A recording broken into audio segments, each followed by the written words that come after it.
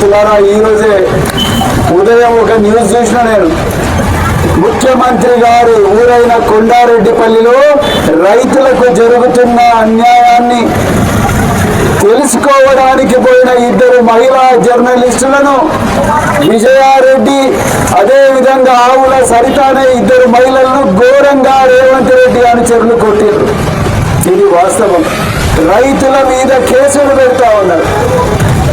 ఇలా తెలంగాణ తల్లి విగ్రహాన్ని గౌరవ కేసీఆర్ గారు, తెలంగాణ ఆవిర్భావానికి మూల కారకులైన కేసీఆర్ గారు తెలంగాణ తల్లి విగ్రహాన్ని సెక్రటరియట్ ముందర ప్రతిష్ఠించాలని కేసీఆర్ గారు కలలు కంటే ఈ రోజు రేవంత్ రెడ్డి గారు ఆ విగ్రహాన్ని తీసేసి దాని మీద మరి రాజీవ్ గాంధీ విగ్రహం పెడతానంటున్నారు.